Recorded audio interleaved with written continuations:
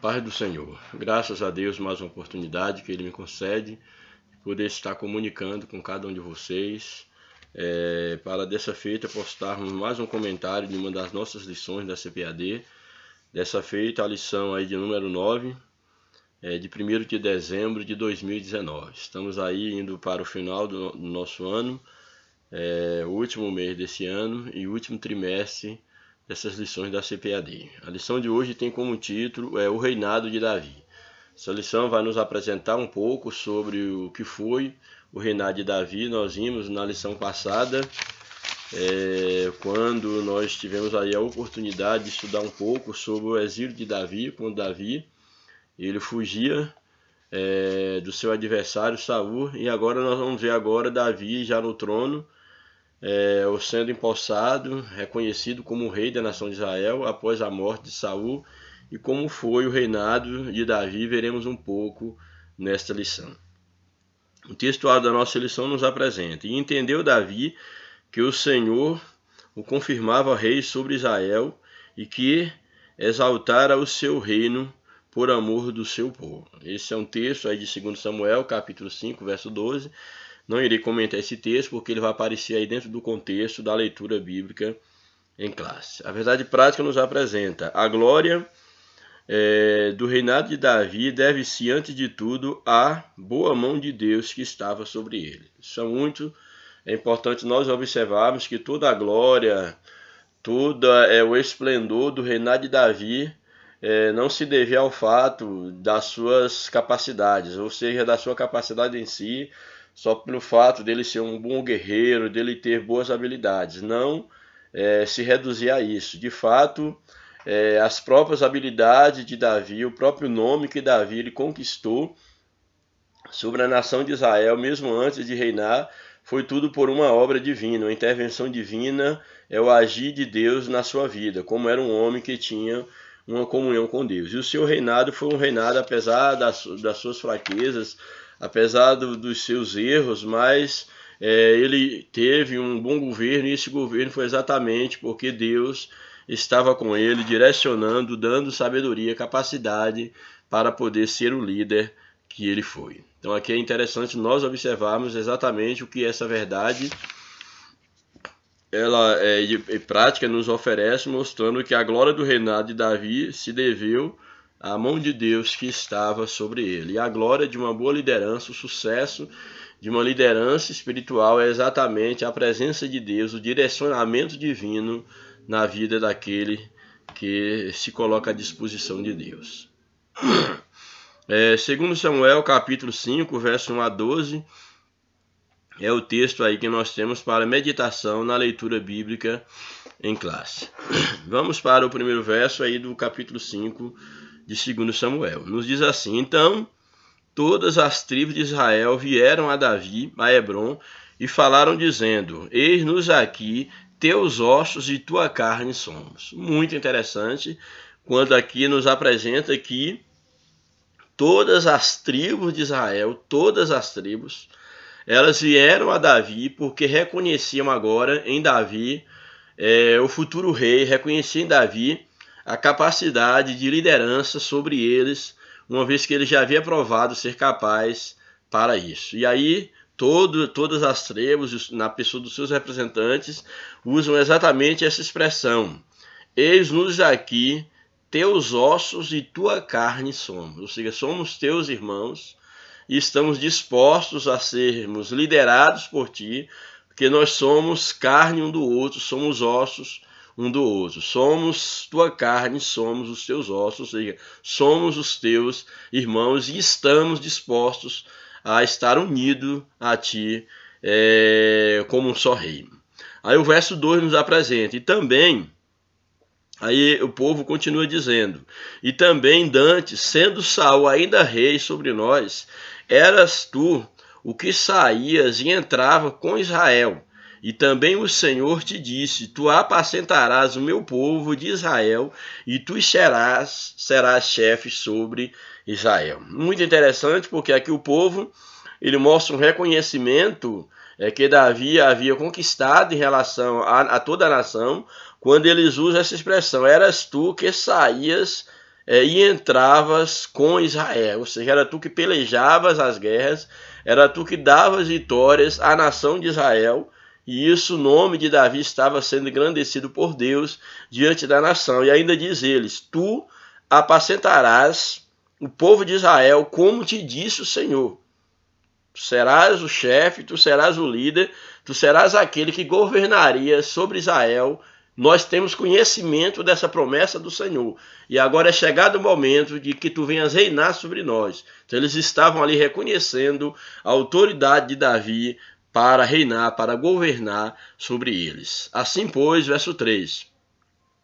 Assim, pois, todos os anciãos de Israel vieram ao rei, a Hebrom, e o rei Davi fez com eles aliança em Hebrom, perante o Senhor, e ungiram Davi sobre Israel. Então nós vemos aqui todo o reino de Israel vindo até Davi.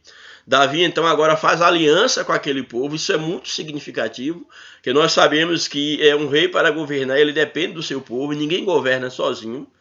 E a ideia aqui de Davi fazer uma aliança com o povo, ele mostra exatamente que ele estava disposto a governar o povo e governar para o povo. Por isso ele faz uma aliança com o povo. E naquele momento, quando ele faz a aliança com o povo, ele então é ungido rei sobre Israel. Então ali sobre Israel, ele é ungido, reconhecido como rei. E aí o verso 4 nos apresenta: da idade de 30 anos era Davi quando começou a reinar, e 40 anos reinou. Isso é muito interessante, por quê? Porque nós sabemos, e nós vimos na lição retrasada, que Deus ele havia feito um chamado a Davi, ele havia ungido a Davi como rei.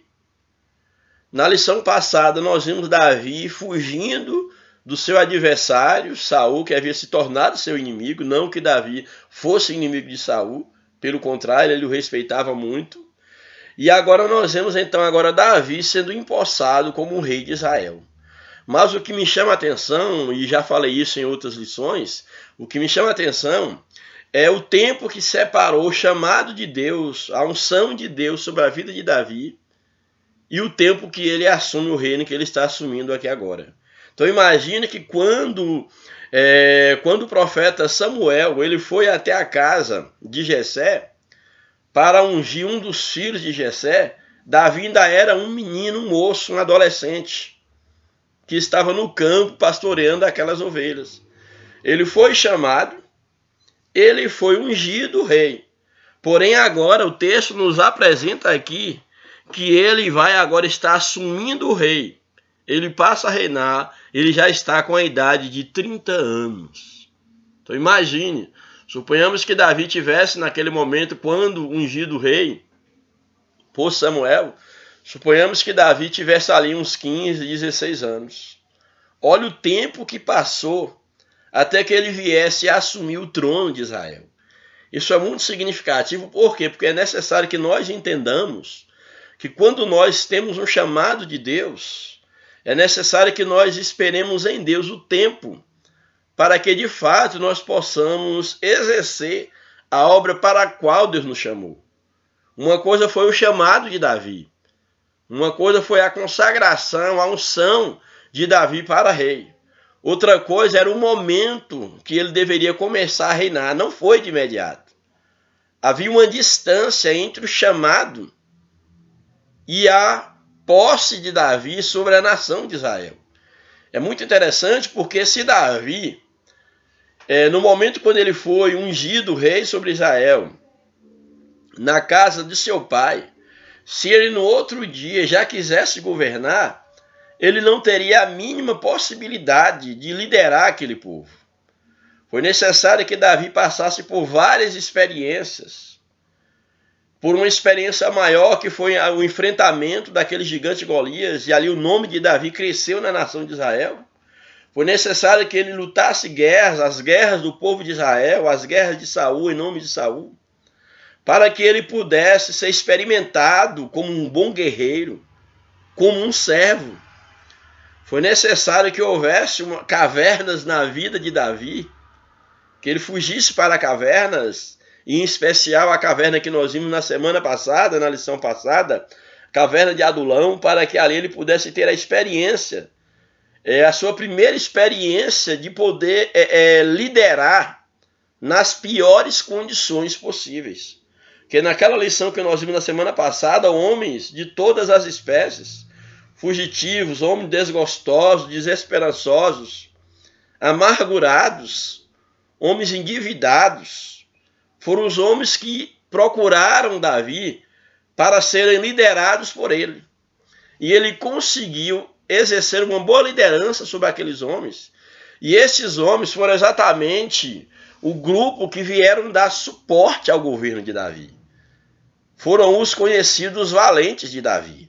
Então é necessário que nós entendamos que todo esse processo que Davi passou era exatamente Deus o preparando para se tornar quem ele se tornou. E agora, depois de 10, 15 anos, Davi agora está apto para assumir o trono de Israel. Isso é maravilhoso para nós vermos como é que Deus trabalha na vida dos seus chamados. Como é os caminhos que Deus utiliza para nos preparar para quando chegar o momento, para que nós estejamos aptos a assumir aquilo que Deus ele tem reservado para nós. Louvado seja o nome do Senhor. E aí o texto nos diz exatamente isso. E com a idade de 30 anos, Davi, da idade de 30 anos, quando começou a reinar, e ele reina 40 anos, ele reinou sobre Israel. E aí a sequência do texto nos apresenta: em Hebrom, reinou sobre Judá 7 anos e 6 meses, e em Jerusalém reinou 33 anos, sobre todo o Israel. Isso aqui é interessante, ó. Que em Hebrom, ele havia reinado, no caso, em Hebrom, reinou sobre Judá 7 anos e 6 meses. Temos aí 7 anos. E em Jerusalém reinou mais 33. 7 com 33 vai dar exatamente 40 anos e 6 meses, no caso, já que ele reinou 7 anos e 6 meses em Judá. Então aí, em Jerusalém e em Judá, ele vai reinar, no caso, 33 anos nesses dois governos, juntando o total de anos que ele governa, no total do seu governo, contando Jerusalém e Judá, vai dar exatamente esse período de 40 anos de governo. Aí o verso 6. E partiu o rei com os seus homens para Jerusalém contra os jebuseus que habitavam naquela terra e que falaram a Davi dizendo: não entrarás aqui, a menos que lances fora os cegos e os coxos, ou os coxos, melhor dizendo. Não entrarás aqui, a menos que lances fora os cegos e os coxos. Querendo dizer, não entrará Davi aqui. Ou seja, aqui é uma provocação, no caso aqui desse rei, dizendo exatamente que Davi ele não tinha condição de vencer aquele povo, ele não tinha condição de vencer os jebuseus. O único que ele podia fazer era tirar da cidade os cegos e os coxos. E isso num sentido metafórico, mostrando o que? A impossibilidade, que era impossível Davi vencer os jebuseus. Aí o verso 7, porém Davi tomou a fortaleza de Sião. Esta é a cidade de Davi. Davi tomou aquela fortaleza e exatamente essa passou a ser conhecida como a cidade de Davi. Ele toma essa fortaleza de Sião. Verso 8, porque Davi disse naquele dia: qualquer que ferir os jebuseus e chegar ao canal e aos coxos e aos cegos, que a alma de Davi aborrece, será cabeça e capitão, uma maneira de poder incentivar os guerreiros à batalha. Por isso se diz, nem cego, nem coxo entrará nessa casa. Aí o verso de número 9. Assim habitou Davi na fortaleza e lhe chamou a cidade de Davi, como se fosse o seu espólio, o seu despojo de guerra. E Davi foi edificando em redor, desde Milo até dentro. Verso 10. E Davi se ia cada vez mais aumentando e crescendo, porque o Senhor Deus dos exércitos era com ele. Então o texto deixa bem claro para mostrar que o engrandecimento de Davi, as conquistas de Davi, elas se deviam exatamente à presença de Deus na vida de Davi. A presença de Deus era acreditada às vitórias que Davi tinha.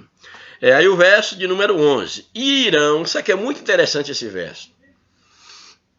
Irão, rei de Tiro, uma grande nação, enviou mensageiros a Davi, e madeira de cedro, e carpinteiros e pedreiros, que edificaram a Davi uma casa.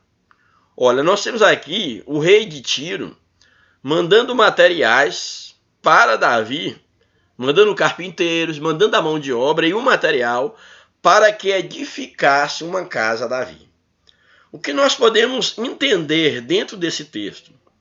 Exatamente agora que Davi, ele tinha um reconhecimento não apenas do povo de Israel e do povo de Judá, mas ele agora tinha um reconhecimento dos reinos de fora. Então, outros reis, aqui na pessoa do rei Tiro, do rei de Tiro, ele já via em Davi, já aceitavam, já admitiam, já reconheciam Davi como o rei de Israel. E isso é muito significativo. Esse reconhecimento vem exatamente por essa atitude de Irão, o rei de Tiro, quando ele envia mensageiros a Davi, envia madeira, envia carpinteiros, pedreiros e edifica uma casa a Davi uma casa. Aí o verso 12 nos diz o seguinte: E entendeu Davi que o Senhor confirmava rei sobre Israel e que exaltava o seu reino por amor do seu povo. Então, com aquela atitude de Irão, rei de Tiro, Davi ele percebia que de fato Deus o havia confirmado o rei sobre Israel, que ele gozava não apenas do respeito do seu povo sobre o qual ele reinava, mas ele também gozava do respeito, vamos dizer assim, da aceitação ou do reconhecimento de outros reis, e no caso aqui do rei de Tiro. Então Davi reconhece que de fato Deus o havia estabelecido rei sobre Israel. E isso é muito importante, porque nós vamos ver aqui que sempre Davi ele está acreditando a Deus as suas vitórias, o seu sucesso, o seu governo, ele está sempre acreditando a Deus. E isto é um grande diferencial na vida de Davi, que foi um dos melhores reis de Israel, um modelo de rei, no caso, para Israel. A introdução da nossa lição nos apresenta o pujante reinado de Davi não foi circunstancial, aleatório, ou por causa de habilidades natas, no caso de Davi, para a guerra. No próprio texto bíblico, é dito que suas vitórias e fortalecimentos se originaram em Deus, como nós já vimos. Os 33 anos que ele reinou em Jerusalém, 7 anos e 6 meses que reinou em Hebrom, relatam um rei protótipo do Messias que viria. Então, Davi ele é relatado como um protótipo, no caso de Jesus, do rei Messias que viria. Por isso, Davi é considerado um tipo do Messias. Isso está confirmado pela profecia de Miqueias, por exemplo. Nós podemos ver no livro de Miqueias, no capítulo, deixa eu ver aqui, para nós meditarmos nesse texto, isso é muito interessante. Miqueias, capítulo de número 5, verso 2, quando nos diz assim: E tu, Belém Efrata, pequena demais, para figurar como um grupo de milhares de Judá. De ti sairá o que há de reinar em Israel, e cujas origens são desde os tempos antigos, desde os dias da eternidade. Uma profecia que fala de Davi, mas que aponta para Cristo, colocando Davi como esse tipo de Messias, como esse tipo de Cristo. Isso é muito interessante, porque havia profecias nesse sentido. Então nós temos aí o profeta Miqueias mencionando, também os escribas era mencionada pelos escribas nos dias de Herodes, pelo texto de 2 Samuel, também é mencionado, nós já lemos aqui, e também pela profecia de Gênesis 49, verso 10. Também havia uma profecia nesse sentido, quando nos diz o seguinte: o cetro não se arredará de Judá, nem o bastão de entre seus pés, até que venha Siló, que no caso refere a Jesus, e a ele obedecerão os povos. Então temos aqui textos que nos remete a Davi como um tipo de Cristo. Aí o primeiro tópico da lição nos apresenta: Davi é constituído rei. Primeiro subtópico: 3 motivos para a sua escolha. 3 motivos para que Davi fosse escolhido rei sobre Israel. Ninguém é colocado em uma posição apenas por acaso. Tende a haver algum mérito para isso. Isso é, diante dos homens é assim, e diante de Deus, não que os méritos sejam do homem, mas Deus prepara, habilita o homem para isso. Deus capacita os chamados. Davi foi aclamado por toda a tribo de Israel, no caso do norte, e ungido rei por 3 razões. Qual a primeira?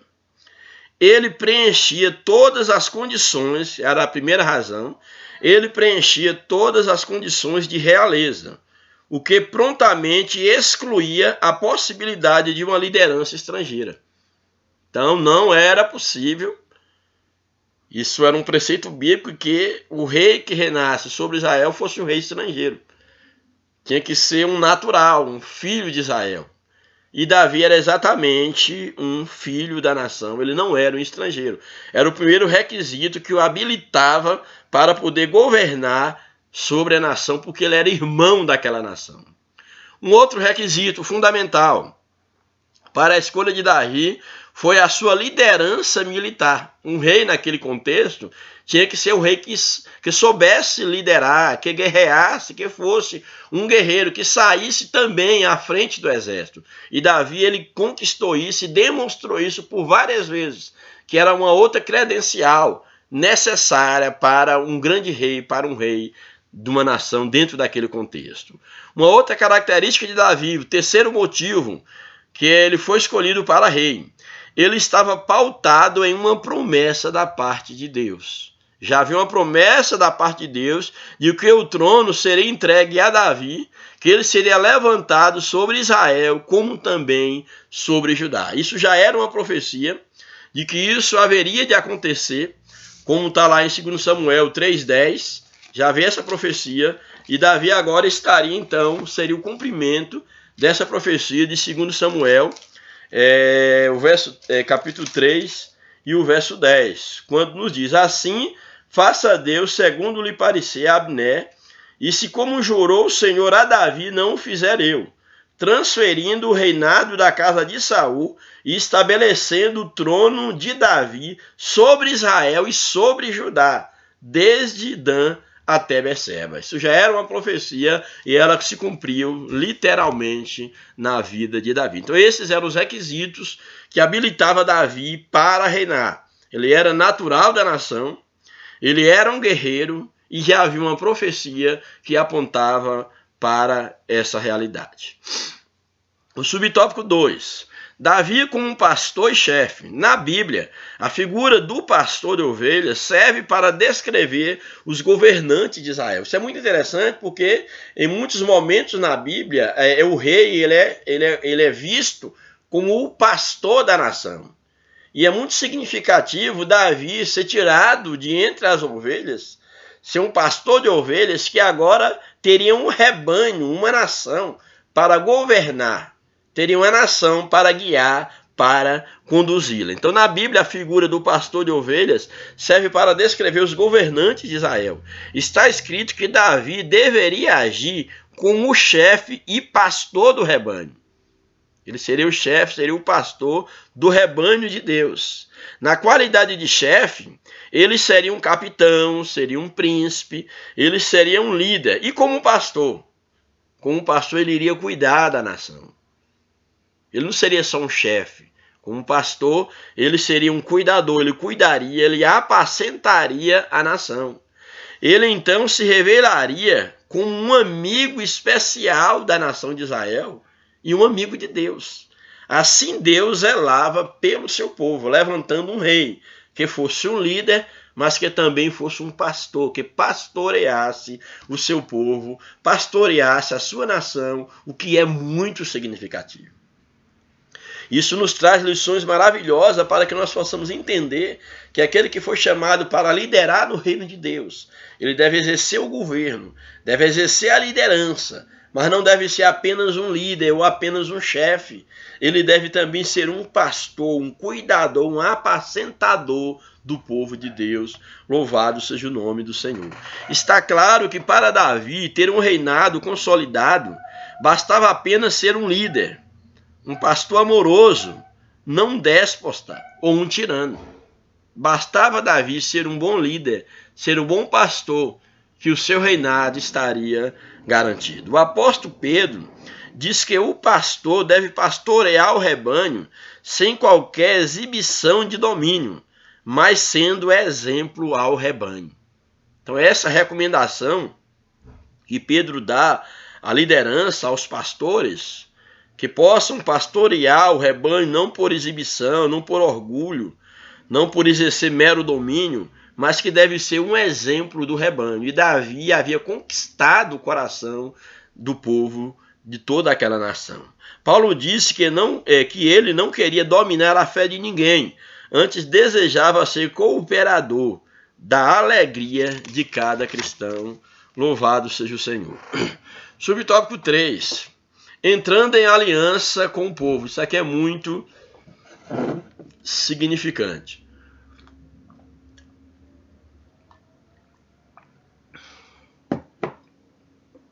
Ninguém consegue fazer alguma coisa sozinho. Tendo qualidades de bom guerreiro e de bom líder, Davi não poderia governar sem o povo. Portanto, precisava fazer aliança com todos para ter um reino bem fortalecido. Observe que a aliança que ele firma tem características pastorais, não monárquicas. Por isso foi ungido rei sobre Israel e todos prometeram lealdade ao novo rei. Isso aqui é muito interessante, porque Davi ele faz uma aliança com o povo, porque ele sabia que não podia governar sozinho, e ele passa para o povo, ele se coloca diante do povo como alguém que vai agir como um pastor, como um irmão, como um líder, como alguém que vai guiar, que vai conduzir aquele povo. E é interessante porque os elementos dessa aliança, as características que Davi coloca nessa aliança, são características pastorais, de alguém que vai cuidar daquele povo, e não características de um monarca. De um monarca que vai dizer que quer dominar, que quer ser servido, e que todos têm que estar abaixo dele e sem pouca intimidade, sem pouca aproximação com ele, não. As condições, o Davi ele se coloca, ele foi chamado para isso, e ele se coloca exatamente como um amigo da nação, com características pastorais de alguém que vai cuidar do bem-estar daquela nação. Louvado seja o nome do Senhor. E agindo dessa forma, ele conta com a lealdade de todos, todo Israel, Judá, todos se dobraram ao governo de Davi, fizeram aliança com Davi e se dispuseram a obedecerem àquela aliança, aos termos daquela aliança, e serem governados, guiados por Davi, o rei pastor. Aí o tópico 2 da lição, a consolidação do reino de Davi, a edificação de Jerusalém. Então logo é ungido rei, Davi se lança ao trabalho, já começa a trabalhar, a dar frutos. O primeiro intento é tornar sua capital forte e bela. Sua corte e família tornaram-se grandes e notáveis. Davi trouxe grandes mudanças ao povo de Israel, mudanças significativas. Ele trouxe ao povo de Israel. Quanto a Jerusalém, ele a considerava algo particularmente seu, pois fora conquistada sob sua liderança. Nesse caso, Jerusalém, era vista como um espólio próprio de Davi. Davi entra logo em luta contra os filisteus para expulsá-la da terra. Sendo ele um líder, no caso os filisteus eram inimigo ferrenho de Davi, ele luta contra os filisteus. Sendo ele um líder bem preparado, conhecedor das táticas dos seus opositores, ele busca a orientação divina e parte para a batalha, ferindo por 2 vezes esse grande povo que era os filisteus. Com a presença de Deus na vida, Davi consegue derrotar seus inimigos e controlar suas fronteiras, mantendo-os sob seu poder. Davi vence os inimigos, subjuga os inimigos e consegue estabelecer bem as suas fronteiras e guardá-las. Tanto era o perfil, a dedicação e a capacidade de guerrear e de governar que Davi tinha. Aí o subtópico 2, as reformas religiosas.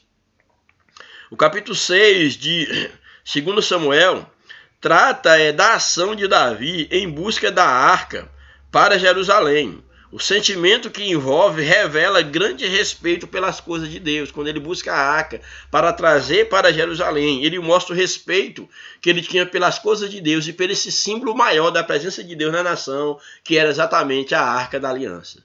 Então ele vai atrás da arca e com isso, com essa atitude de buscar a arca para trazer para Jerusalém, ele mostra o respeito que ele tinha pelas coisas de Deus. O sentimento que envolve revela grande respeito pelas coisas de Deus. Enquanto o rei Saul era insensível para com os sacerdotes, Davi ele valoriza a classe sacerdotal, ele respeita.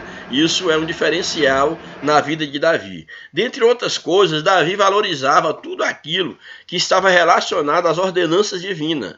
Ele respeitava o sacerdote, a arca da aliança, procurava preservar, no caso a arca, toda essa herança, procurava preservar na sua arca, mas procurava preservar toda essa herança espiritual, inclusive elevá-la, que isso ficasse em evidência diante de toda a nação e diante de todos os povos.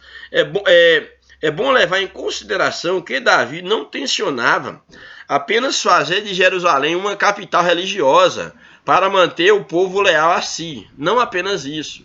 Não se tratava de uma estratégia política, eu não vou fazer isso para conquistar o povo. Simplesmente não. Aquilo ali era um retrato, era um reflexo, uma manifestação do amor e o respeito que ele tinha a Deus. Davi era um homem que amava as coisas de Deus. Nas cerimônias religiosas, ele se entregava para adorar o Senhor, o que por vezes, para alguns, causava até escândalo. A maneira como ele se colocava na adoração diante do Senhor, como foi o caso de Mical. Aí em 2 Samuel, no capítulo de número 6, o verso 16 e 20, bem interessante, aí de 2 Samuel, capítulo de número 6, capítulo 6, versos 16 diz assim: ao entrar, Davi agora ele traz a arca do Senhor para Jerusalém, e é interessante isso aqui, que diz o seguinte, olha, verso 15, verso 14, Davi dançava com todas as suas forças diante do Senhor, a alegria que ele tinha ao estar trazendo a arca, o símbolo da presença de Deus. Isso é muito importante, que mostra o respeito que Davi tinha pela arca, coisa que Saul não tinha. E olha o que nos diz o verso 14. Davi dançava com todas as suas forças diante do Senhor. E era aqui era o rei, sendo um exemplo para o povo. Davi dançava com toda a sua força diante do Senhor e estava cingido de uma estola sacerdotal de linho. Assim Davi, com todo Israel, fez subir a arca do Senhor com júbilo e ao som de trombetas. Davi na frente, pulando, dançando, e todo Israel atrás, tocando trombetas e alegres, porque a arca estava sendo trazida de volta para Jerusalém. Verso 16. E ao entrar a arca do Senhor na cidade de Davi, Mical, filha de Saul, a mulher de Davi, estava olhando pela janela, vendo o rei Davi, que ia saltando e dançando diante do Senhor, o desprezou no seu coração. E aí o contexto vai estar narrando a história. Ao verso 20. Voltando Davi para abençoar a sua casa, Mical, a filha de Saul, saiu a encontrar-se com ele e lhe disse: que bela figura fez o rei de Israel, descobrindo-se hoje aos olhos das servas e de seus servos, como sem pejo, se descobre um vadio qualquer. Esse texto é emblemático porque dá a entender que Davi, ele estava muito alegre, ele pulava e não era comedido, vamos dizer assim, na sua alegria. E aí, segundo o que a filha de Saul, essa esposa de Davi, ela relata, é que, e alguns até faz muitas conjecturas em relação a isso, que Davi pulava, se estava mostrando, no caso, a sua veste mais interna, alguma coisa assim, uma ciloura que ele usava por baixo, ou alguma coisa dessa natureza. O certo é que, no caso aqui, Mical, ela vai dizer, olha, mas que papelão você fez hoje diante do povo de Israel, pulando como um vadio qualquer. Então ela traz essa repreendão a Davi exatamente porque ela não entendia a alegria de Davi. O verso 21 nos diz assim: disse, porém, Davi a Mical, perante o Senhor, que me escolheu a mim, antes do que a teu pai, que era Saul, pai de Mical, e a toda a sua casa, mandou-me que fosse chefe sobre o povo do Senhor, sobre Israel. Perante o Senhor me tenho alegrado. Essa é a resposta de Davi. Perante o Senhor me tenho alegrado, ainda mais desprezível me farei e me humilharei aos meus olhos, quanto às servas de quem falastes, delas serei honrado. Quanto às servas que tu dizes que eu estou me humilhando, pois eu vou ser honrado por elas, porque minha atitude é uma atitude de adorador. Mical, filha de Saul, não teve filhos até o dia da sua morte. Então o texto dá a nos entender aqui que pelo fato de Mical ter sorrido de Davi, ter zombado de Davi, isso serviu de maldição para ela, porque o texto ele acaba exatamente dizendo, quando Davi diz, olha, eu serei honrado de minhas servas, aí já dá a entender que ele teria filhos, no caso de outras mulheres, já que ele não teve apenas uma mulher. E é interessante quando ele diz o seguinte, que o texto fecha dizendo, Mical, filha de Saul, não teve filhos até o dia da sua morte. Como se ela foi amaldiçoada para não ter filho, porque exatamente ela havia zombado da adoração, da alegria que Davi expressava diante de todo o povo. Louvado seja o nome do Senhor. Então o texto aqui, ele nos apresenta que Davi, ele, ao trazer a arca do Senhor, dentro dessa reforma religiosa, que era trazer a presença de Deus para a nação de Israel, ele se alegrou tanto na presença do Senhor, ele considerava tanto a Deus e a todos os símbolos de Israel, que não era uma estratégia política, era o seu amor que ele tinha a Deus, a ponto dele ser, no caso, alguém se escandalizar com a sua maneira de adorar, no caso aqui Mical, com a sua maneira de adorar e se portar diante do Senhor. Aí o subtópico 3 desse ponto 2 nos apresenta a suprema aliança davídica. Quem profetizou sobre a aliança davídica foi Natã. Assim como Deus falara que abençoaria a família de Abraão, não seria diferente com Davi. Ele e sua família teriam um grande nome, como teve sobre a nação de Israel. Podemos ver que 3 coisas importantes iriam caracterizar a aliança davídica. Primeira, a firmeza da sua família na terra, firmeza da família de Davi na terra. Seus sucessores teriam a presença de Deus, governariam sobre a direção de Deus. E uma outra característica, uma dinastia eterna, porque o próprio Cristo seria da semente de Davi. Então essa era a promessa que Deus ele fez a Davi e a toda a sua geração.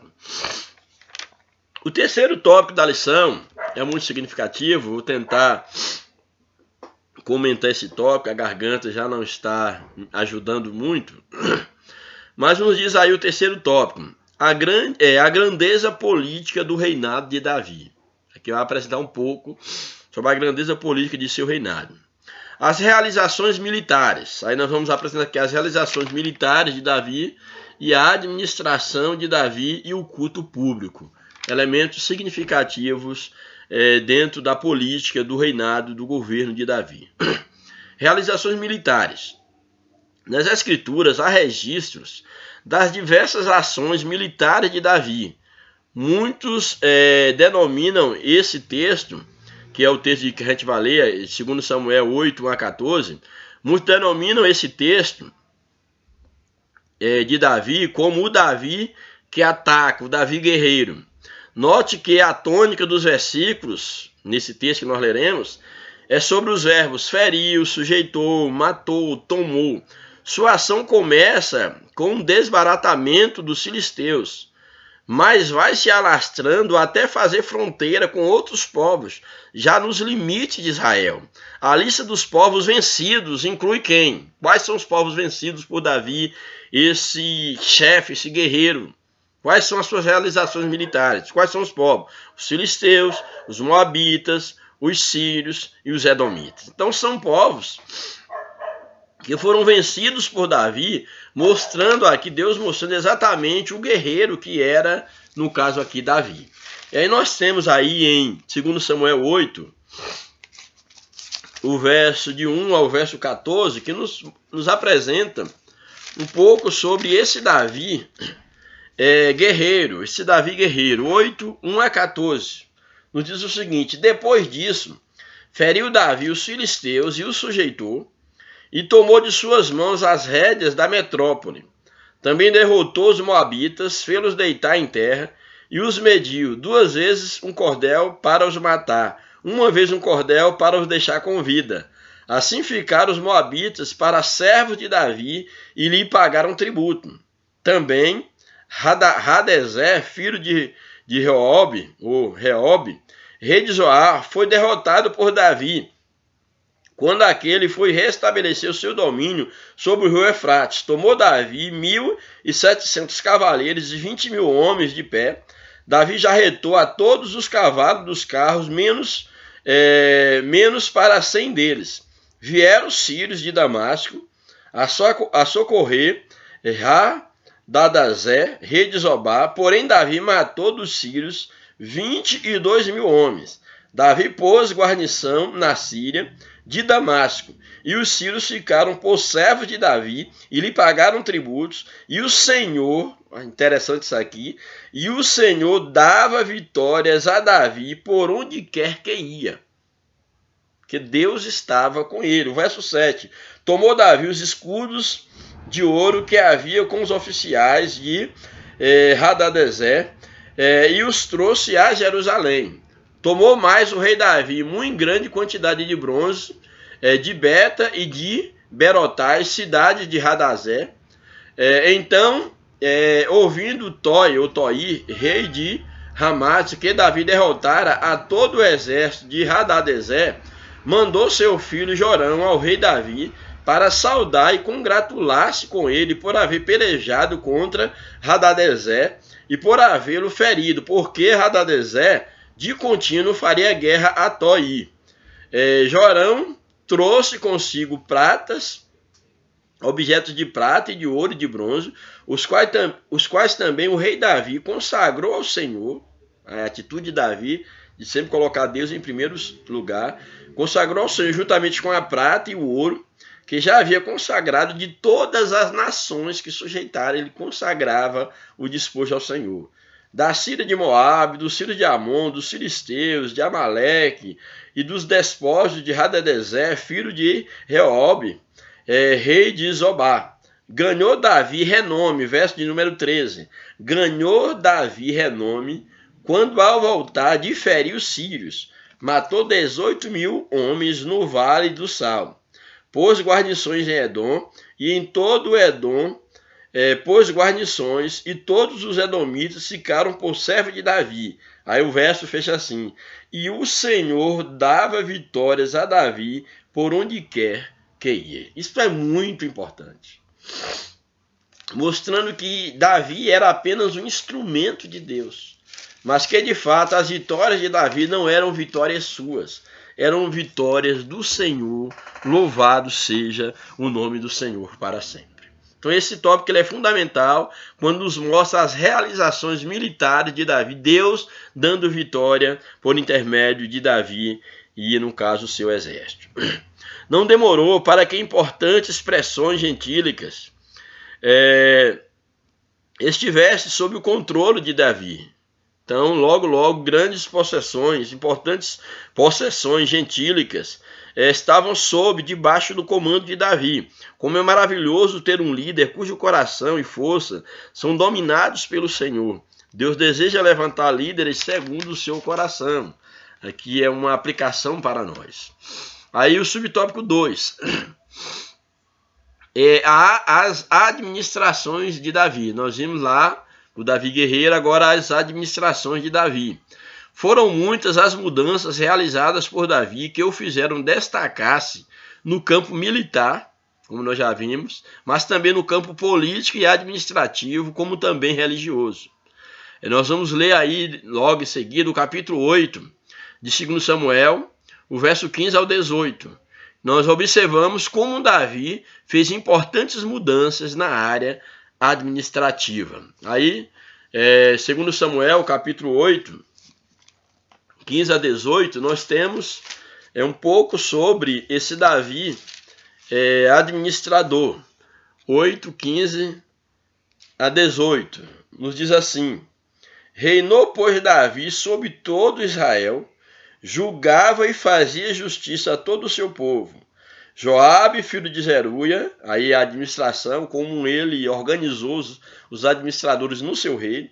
Joabe, filho de Zeruia, ele era comandante do exército. Josafá, filho de Aliúde, era o cronista do reino. Zadok, filho de Aitube, e Aimeleque, filho de Abiatar, eram sacerdotes. E Seraias era escrivão. E Benaia, filho de Joiada, era o comandante da guarda real.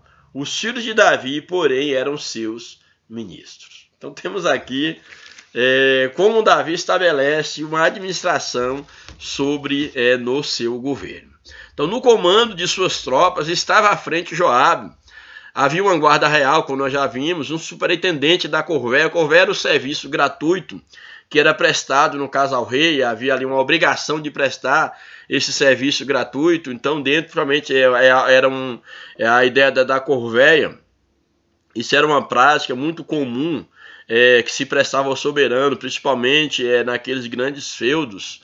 Na época do regime feudal, havia muito esse regime de corvéia, na França, por exemplo. E aqui, Davi tinha também aqueles que serviam ao rei, fazia obras para o rei, aí ia para uma região ou outra, trabalhar em trabalho um tanto quanto árduo, para poder construir, fazer algo para, no caso, o rei, ou no caso, como a corvéia, poderia ser para o rei ou para um grande senhor. No caso aqui, eram servos do rei. Então havia uma guarda real, um superintendente da corvéia, que lidava com os estrangeiros. Esses estrangeiros geralmente eram os estrangeiros que eram utilizados nesse serviço da corvéia, que já que eles eram servos, eram prisioneiros ou servos, ou que se aliavam à nação, então geralmente eles eram usados nesse serviço.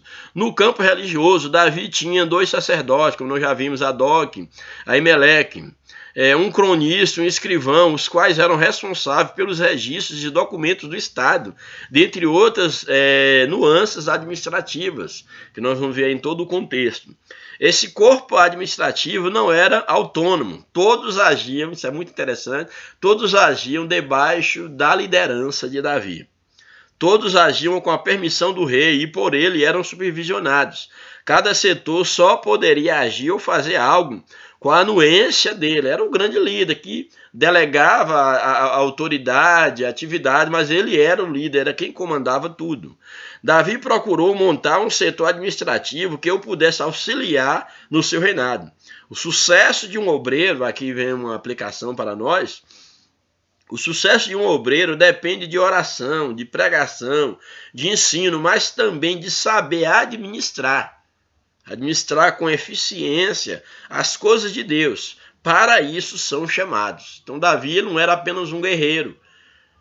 Ele não era apenas um rei, não era apenas um chefe, ele também era um grande administrador. E aqueles que foram chamados para liderar, para governar o povo de Deus, também devem buscar de Deus sabedoria para serem bons administradores. Ou pelo menos criar um grupo que lhe dê uma sustentação para administrar, como Davi também o fez. Paulo diz que dois tipos de obreiros precisam ser bem remunerados. Quando Paulo fala dos obreiros que devem ser bem remunerados, porque são dignos do salário, é os que afadigam na palavra e os que administram bem o rebanho, a casa de Deus. E o último tópico da lição, que é uma outra realização do governo de Davi, era uma das suas grandes preocupações, que era o culto público, o culto, a nação cultuar a Deus. Como funcionava o culto público? Davi fez consideráveis mudanças no culto público. Os sacerdotes, como já falamos, eram Zadok, Aimeleque. Cresce que Abiatar, dentro desse contexto, já havia aposentado, já estava velho.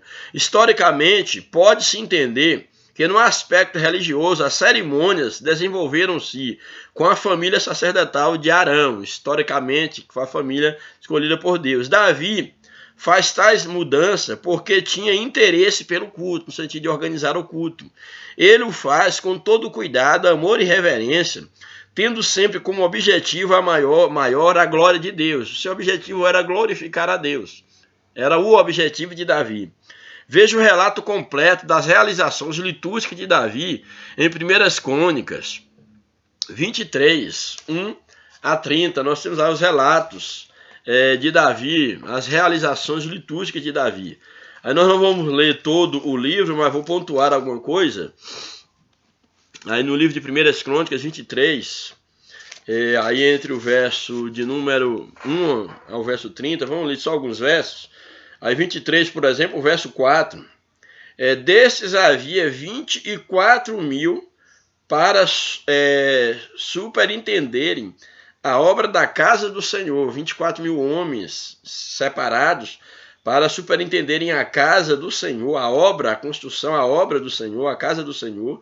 6.000 oficiais, 6.000 oficiais e juízes. 4.000 porteiros para trabalhar tudo isso na casa do Senhor, no templo. Ele havia separado para isso 4.000 porteiros e 4.000 para louvarem ao Senhor, com instrumentos que Davi fez para esse ministério.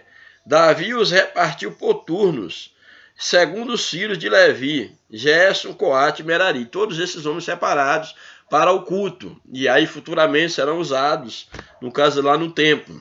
Aí o verso de número 25. Porque disse Davi: o Senhor Deus de Israel deu paz ao seu povo e habitará em Jerusalém para sempre. Assim os levitas já não precisarão levar o tabernáculo e nenhum dos utensílios para o seu ministério, já prefigurando. E ele juntou dinheiro para isso, bens para isso, para que, no caso, o seu filho Salomão, lá no futuro, por permissão de Deus, já que Davi foi impedido de construir o templo, mas o seu filho, ele constrói o templo, mas Davi dá todo o suporte, todo o material, tudo aquilo que era necessário para a construção do templo. Porque, segundo as últimas palavras de Davi, foram contados os filhos de Levi de 20 anos para cima.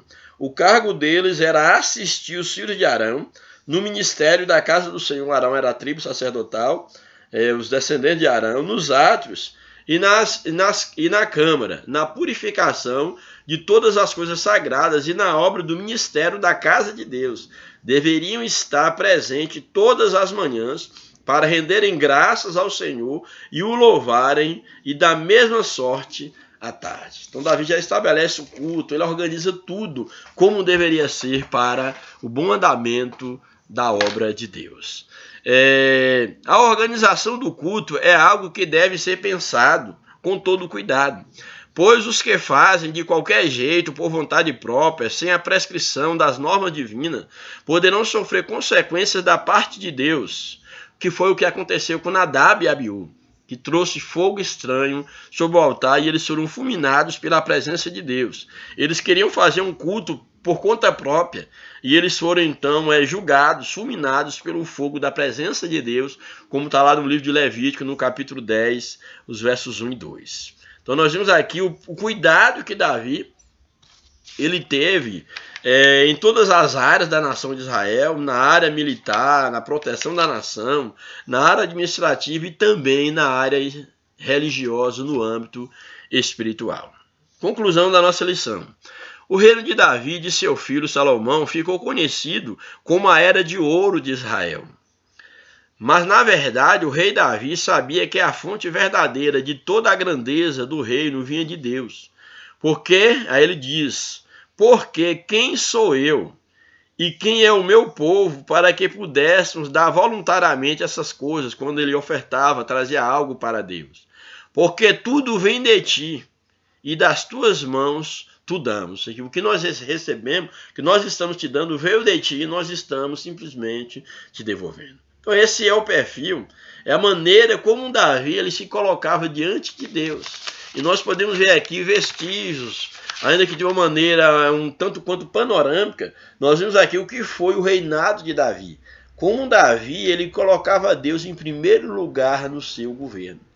Como ele não governava para si mesmo, mas como em primeiro lugar ele governava para Deus e por Deus. E como ele se tornava um servo da nação, um pastor da nação. Alguém que de fato tinha um amor pela nação. Alguém que se desgastava pela nação e que conquistou toda aquela nação. Então que Deus nos abençoe, que Deus nos ajude, que nós possamos entender aqueles que foram chamados principalmente para liderar na casa de Deus. Que você pode entender, você possa entender que a obra é de Deus, em primeiro lugar. A obra não é tua, a obra é de Deus. Segundo lugar, você não consegue liderar sozinho. Você tem que entender que a obra é de Deus. Você precisa do povo. E em terceiro lugar, você tem que governar com o povo. Saber escolher os seus liderados, aqueles que te auxiliam. E acima de tudo, nunca perder de vista que a direção da obra deve ser de Deus. É Deus quem deve direcionar. E como você deve buscar a direção de Deus? Em primeiro lugar, sendo humilde, indo para a palavra, buscando ouvir a voz de Deus, buscando ouvir as pessoas à sua volta, que é uma das grandes dificuldades que muitos líderes têm na atualidade, é que não conseguem ouvir, que não param para ouvir as pessoas. Davi era um homem que tinha uma capacidade, sim, um homem inteligente, um homem que tinha talentos, porém era um homem humilde, um homem que, acima de tudo, ele aprendeu a ouvir a voz de Deus. E ele errava sim. Nós vamos ver no decorrer da lição, em outros momentos, no contexto bíblico que você certamente conhece, que Davi cometeu erros horríveis. Porém, Davi tinha uma qualidade que é fundamental e que não deve faltar em nenhum líder, que é exatamente a capacidade de, em primeiro lugar, ouvir a voz de Deus e de se dobrar diante da voz de Deus. Uma outra qualidade é a capacidade de poder criar um grupo de apoio, criar uma liderança que ajude a governar. Mas quando eu falo um grupo de apoio, não é comprar a lealdade de alguém através de posições, de bens. Não, não é isso. Davi não comprou as pessoas. Ele não comprou um grupo de apoio. Ele conquistou o respeito. Deus dá a Davi a oportunidade de provar o seu valor diante de Deus e diante dos homens. Desde quando lá ele tem um contato, a experiência com o leão, com o urso, com Golias, com as guerras que ele travou em nome de Saul em favor da nação de Israel, lá na caverna de Adulão. Era uma experiência indispensável na vida de Davi para a formação do seu caráter, da sua maturidade, para o habilitar para de fato ser um rei que funcionasse na nação de Israel.